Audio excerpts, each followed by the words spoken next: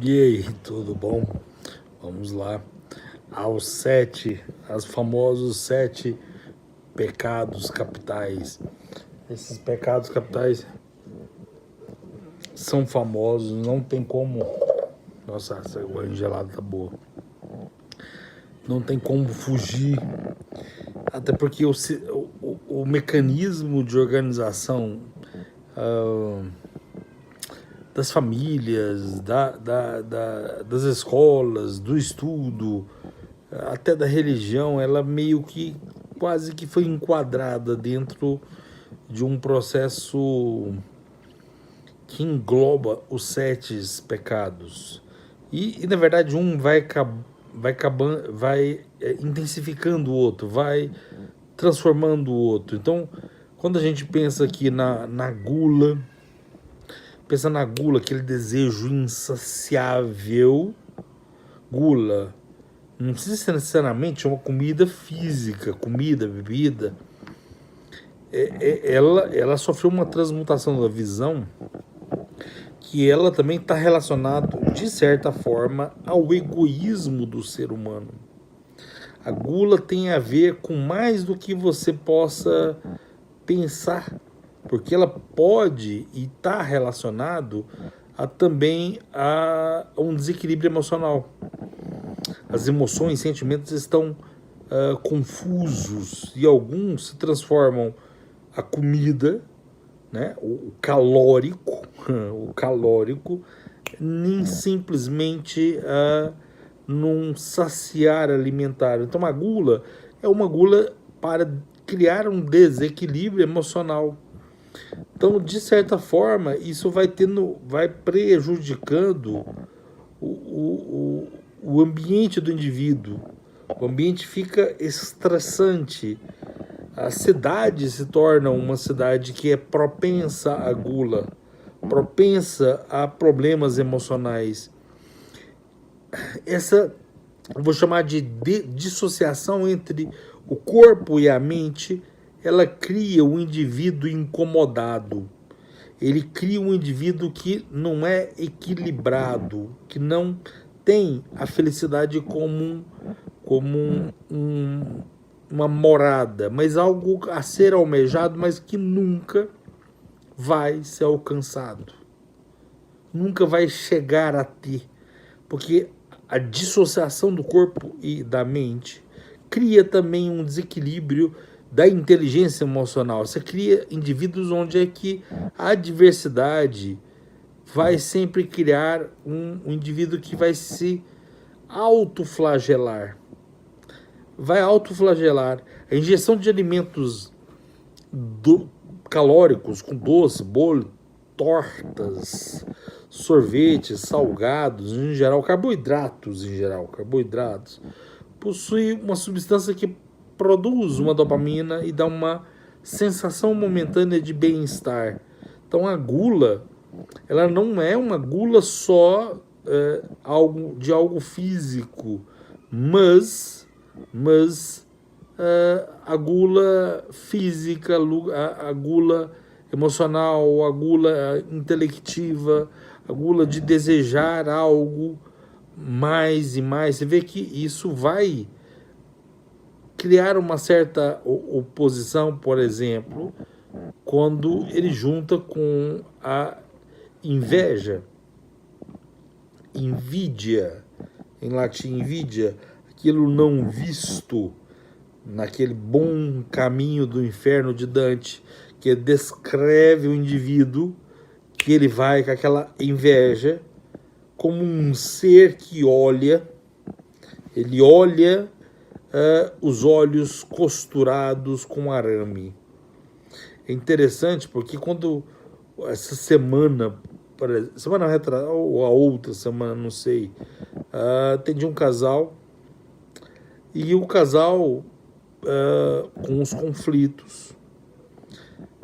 Era interessante porque havia uma inveja. Pelo incrível que pareça, a mulher, embora mãe, tinha inveja do marido por ter um sucesso profissional. Ela não conseguia compartilhar a alegria. Ela não conseguia ver aquilo lá como uma parte de um todo. No momento que, depois de um bom tempo, ela percebeu isso, ela chorou compulsivamente, os olhos costurados com arame. Os olhos costurados com arame. Eu nunca esqueço essa cena em Dante. Então a etimologia vai sugerir a inveja tanto como uma forma de cegueira, não só visual, mas física, espiritual, a falta de perspectiva. E na maioria das vezes são pessoas que têm qualidades cognitivas muito maiores do que o outro, mas a cegueira está costurada, a pessoa fica inviável de ver aquilo. E junto com isso, imagina, a gula por desejos afetivos infindáveis. Eu quero atenção para mim, eu quero o egoísmo completo do ser humano voltado para mim. Dentro dessa visão, a luxúria vai intensificar, porque o desejo passional, o desejo dos prazeres sexual, prazer material, isso sem falar da luxúria como um ramo da dependência da pornografia. Isso nós ainda vamos aprofundar muito, porque é um dos males. Deixe-nos dominar pelas paixões. As paixões na luxúria, o prazer imediato consiste naquele apego ao prazer carnal, aquilo que vai corromper o indivíduo, o cerne, o costume, a sexualidade extrema, a lascívia. Também atendi um outro menino genial, mas ele entrou num patamar de dependência da pornografia, que ele terminou o namoro, entrou num quadro apático, e num quadro de impulsividade, onde é que ele queria o prazer imediato. E isso foi misturado com a ira, aquele intenso descontrole do sentimento de raiva, de rancor. O rancor penetrava na veia dele junto com o suposto prazer imediato. Aquele sentimento de vingança que ele voltava a si, porque há um sentimento de culpa e a pessoa se pune. Mentalmente, esse sentimento mental, ele vai criando um conflito, onde é que a ira e o irado, a ira vai tornar o indivíduo uma pessoa furiosa e descontrolada. E essa força, ela é direcionada para destruir, pulverizar. Ela vai provocar a ira da pessoa. Um outro casal, aconteceu uma situação, a mulher traiu o marido. Na primeira consulta, ficava evidente a ira quando foi falar do conflito. A ira descontrolada. E a mulher, eles acabaram brigando, um bateu no outro, mas eles não queriam separar porque se amavam e se amam. Tem uma família fantástica. E ele acabou traindo com a amiga que a menina, que a esposa, no caso, levava insistentemente para dentro da casa dela. Aí eles relataram na terapia que o marido falou, mas eu não falei para você não chamar ela mais? Por que você chamou ela? Alguém que já estava à beira de cair ali nas fraquezas do indivíduo. Mas a ira dele a ira era gigantesca. A ira, ela não se atenta, ela se volta ao ódio, ela vai plantando semente no coração. É algo que literalmente destrói o indivíduo. Assim como a inveja, que é a dor causada pelo desejo de ter as vantagens dos outros, mesmo que você tenha habilidades para tal, mas você não quer passar o que o outro passou, você não quer fazer a caminhada do outro, você não quer fazer a gula cognitiva, não, você quer a ingestão, você quer a vaidade, e a vaidade é aquela preocupação excessiva das habilidades, das habilidades do outro, aquele narcisismo muito aflorado, aquele indivíduo que, embora viva uma glória existencial, ele tem um significado positivo, no sentido de vangloriar-se. É um sinônimo meio arcaico, sei lá, antigo, mas ele dá o significado daquilo que é vão, daquilo que mesmo as religiões ela adentra.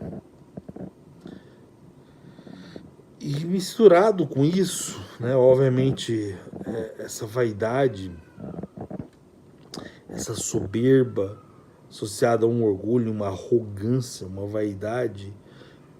Tomás de Aquino relatava muito isso. Ele falava que a soberba era um pecado tão grandioso que deveria ser tratado apartado do resto.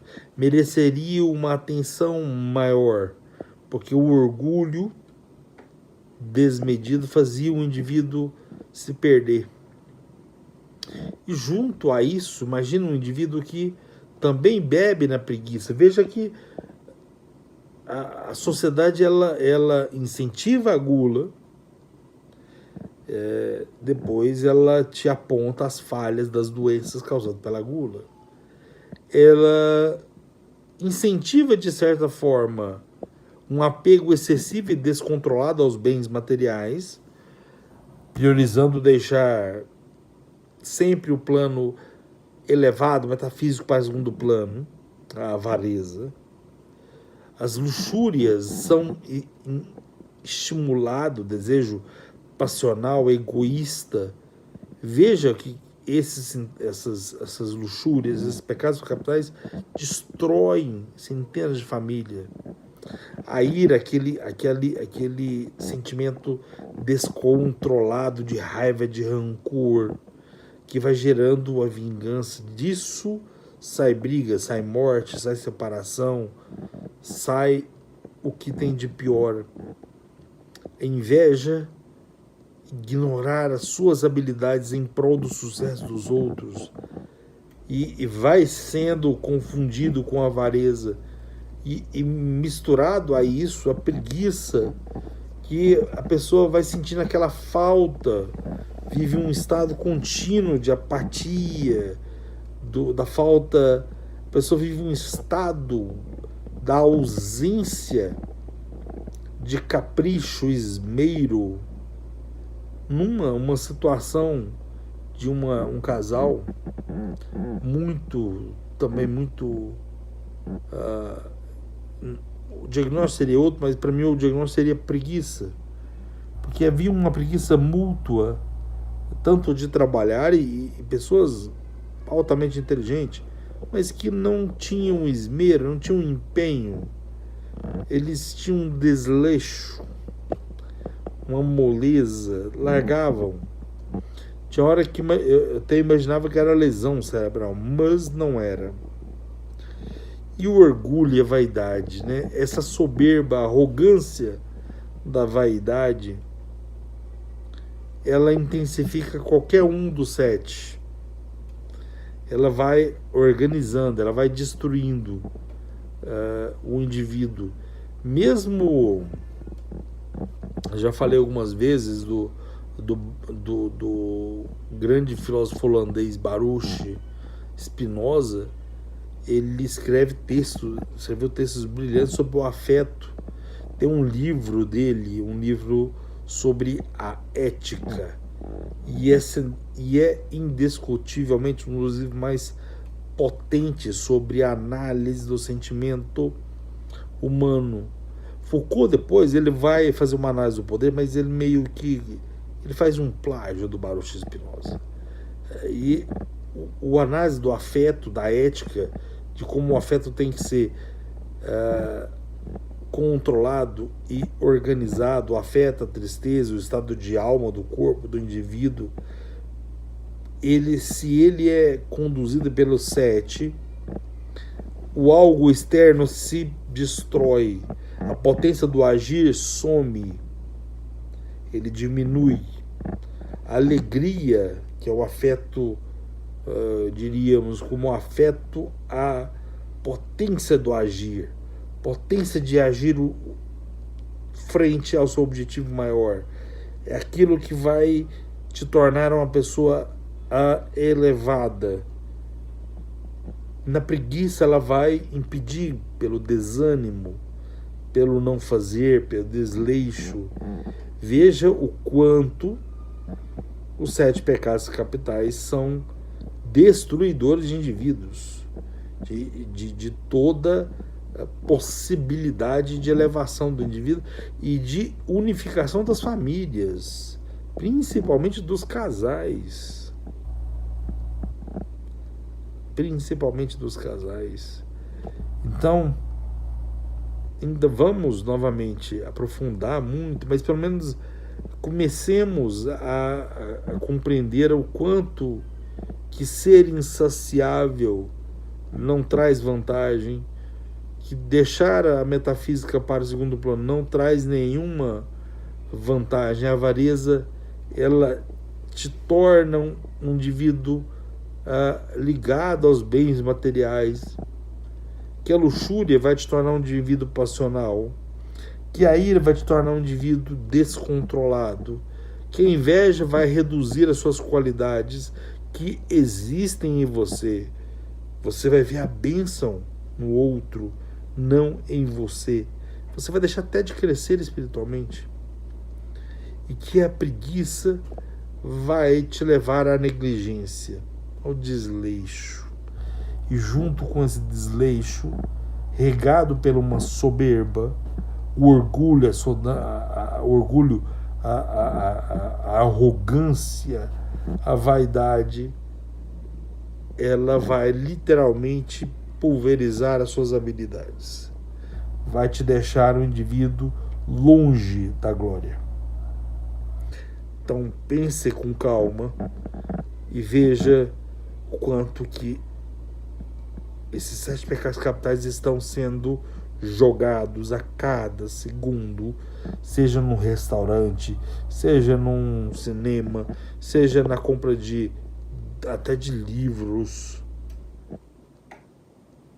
até quando você vai num restaurante, comer um sanduíche, alguma coisa, ela é bombardeada e você não percebe.